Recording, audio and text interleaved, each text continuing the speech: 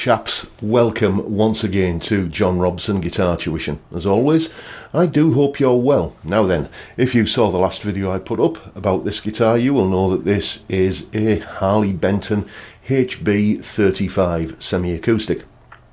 And I'm very happy with it for what I paid for it. I am going to be doing some modifications, as I mentioned in that video. First of all, the tuners are going to be getting replaced. And the other immediate thing I'm going to be doing is, because I basically can't be bothered to take all of the wiring loom out through the F-holes and everything, I'm going to be replacing the pickup magnets. There are ceramic magnets in these pickups, and I'm going to be just lifting the pickups out, disassembling them and popping some Alnico 2 magnets in, and there'll be a video about that. But that's not what this video is about. What I'm talking about here is that whenever I review any Harley Benton guitar, there is guaranteed pretty much to be at least some comments left below the video of this nature. For example, this one comes from a chap called Radwolf Ibarachi when I reviewed this guitar, a Harley Benton CST24. It doesn't matter. It's theft of intellectual property, and governments should do their job and ban import. And then in another video where I reviewed this guitar, a Harley Benton ST62 Strat style guitar, a chap called Keith had this to say: "Step forward, Keith, the floor is yours." Yeah, so basically it's such a good poss, likely China clone with a name ripped off sounding like Harley Davidson that the previous owner gave it away. End of review. And then, when I did a review on this guitar, a Harley Benton SC400 gold top Les Paul type thing, a chap called George Lackey had this to say: "Someone tell me why this isn't just another Gibson. Made in China and looks like a Gibson copy, just cheap like Eli Express without the fake logo. Still a fake like the rest." Now, before we go any further, as I am required to say by the powers that be, if you strongly disagree with any of those chaps, then I do not condone or approve of anybody who's watching this video searching them out and giving them a hard time either on this platform or any other for that matter. You know, that's basically, I don't want a nasty email from YouTube saying that I'm guilty of inciting some form of harassment campaign. Okay, free speech. These people, you may not agree with them, I certainly don't, but you know, they have a right to think and say what they choose. Anyway, that final point there by George, how are you, George? I hope you're watching. He makes the point that a Harley Benton guitar is basically no different to a Gibson, which I'm sure most people know what a Gibson is, but for anybody who's just thinking, what's a Gibson? Basically, you can order counterfeit products from China. This is particularly the case with Gibson Les Pauls. You can buy a fake Gibson Les Paul from China that has a Gibson logo on it, and it'll even have a Gibson serial number that you can trace on the Gibson website to a guitar that looks exactly like the one that you're holding if you've bought the Gibson. That is not a copy. That is a fake, a counterfeit, a forgery, and I have no time for that.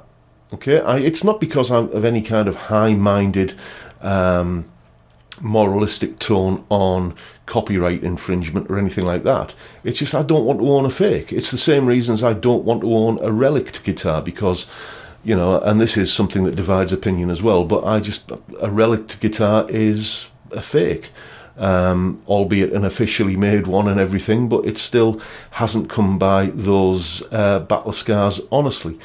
So that's why I would never own any kind of Gibson or outright forgery or counterfeit guitar.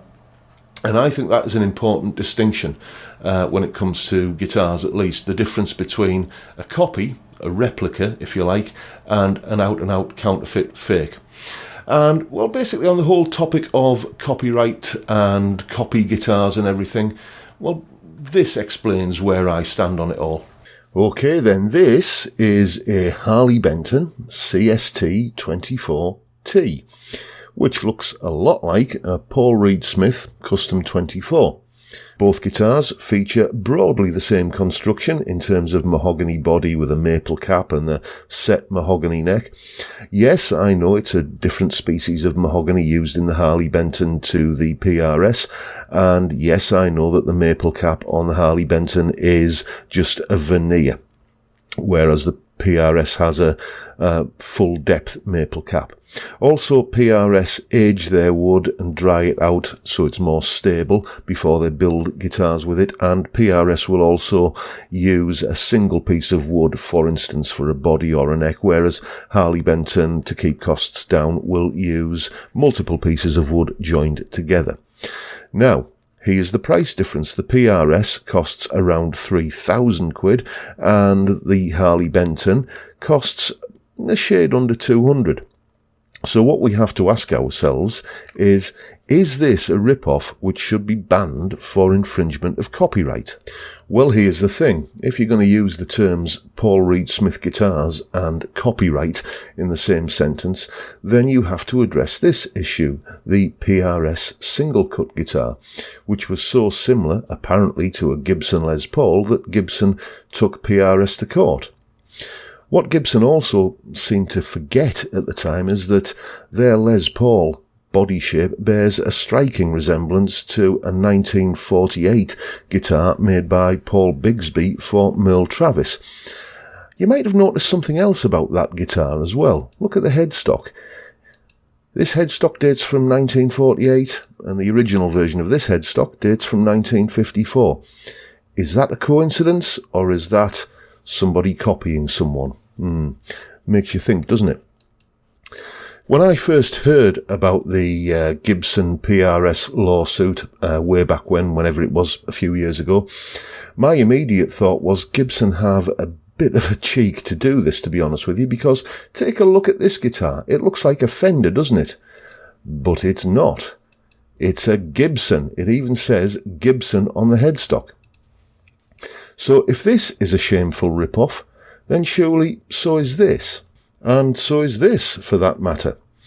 And if this PRS guitar, the Silver Sky, when it came out, if that was so controversial because it looks a lot like a Fender design, then where are the howls of protest about this guitar, which also looks quite a lot like a Fender?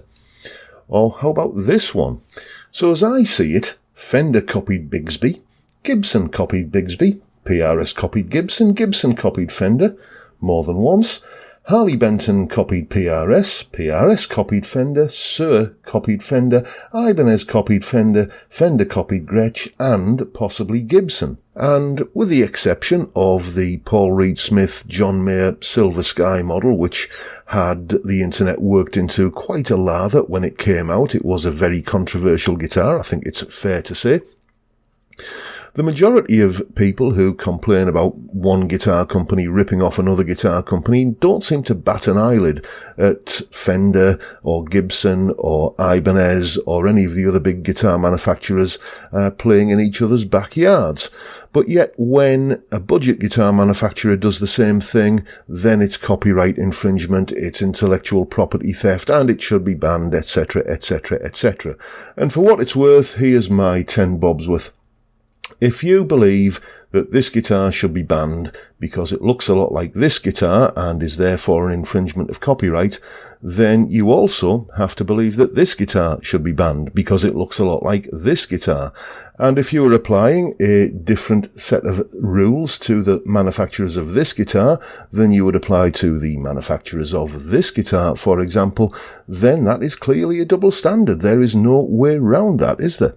Now, I'm not going to criticise anybody's choice of guitar. I will say that, as I said in that little clip there, that if you have a problem with a Harley Benton copy of a PRS, but you don't have a copy with Suhr or an Ibanez copy of a Strat, then to me it seems evident that there is a double standard at work there. But I'm not going to go any further into that.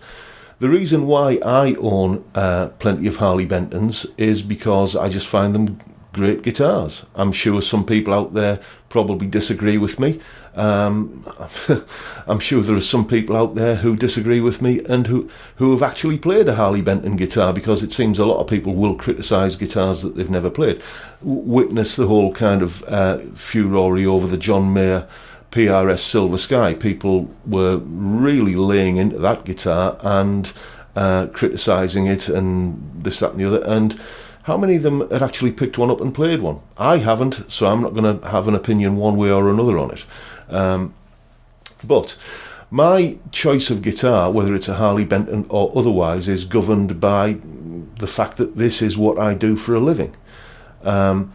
As well as doing these videos and Skype lessons and one-to-one lessons, I also do a little bit of, well, I won't even dignify it by calling it session work. What happens is that there's a company who provide music for things like corporate DVDs and so on. And occasionally they get in touch with me and say, can you put some guitar on this track? And I do it, and I get paid for it. And I need to make sure that I have the correct guitar for the job. And, you know, that's one of the reasons why I bought the semi-acoustic, because it was just an obvious gap in my toolbox, if you like. Now, if I'd spent 2-3 grand on something high-end, would I have been able to charge more for my services because of the fact that I'd made that kind of outlay? Well, of course I wouldn't. So what I need is essentially a tool that gets the job done and, you know, sounds okay in a mix, and, you know, when it's got other instruments around it and so on and so forth, and with a little bit of tweaking and a little bit of setting up. That is one thing with Harley Benton guitars. If you're going to order one, you do need to be able to do a little bit of basic setup work and do things like swap the pickups out and so on, because you will eventually be wanting to do that or do some other kind of work to it. But I enjoy tinkering around with guitars like that anyway, so that's not a problem for me. So, you know, I just buy the instrument that gets the job done. I've used this analogy before. It's like, I'm sure most people who drive a car would love to own an Aston Martin. But how many minicab drivers who drive a car for a living do so in an Aston Martin? It's that kind of thing. I just need something that gets the job done, and you know, if it gets broken or lost or stolen or anything like that, it's like, okay, it's like I've lost a Bic lighter or a cheap biro. It's not like I've lost a family heirloom or something like that. So that's the reason why I play these guitars, and those are my views on copy guitars versus forgery guitars and all the rest of it. I hope you found this informative. I hope you've found it interesting, and I hope you've enjoyed the video. Basically, if you have done so, then please hit the subscribe button and the notification bell and give me a like while you're at it. And as always, at the end of these videos, I will just mention that if you would like some tailored one-to-one guitar tuition, then give me a shout via the details at the end of this video. If you live on Teesside in the northeast of England, you can come along for a face-to-face lesson, or wherever you are in the world, you can have a lesson via Skype, and whichever way you do it, your first lesson is free, so what have you got to lose? And with that, I'll bid you all a good day and say thank you for watching, thank you for your time, thank you for your support watching all of these videos. It really does mean a lot to me, and I look forward to seeing you all again the next time around. Bye for now, folks.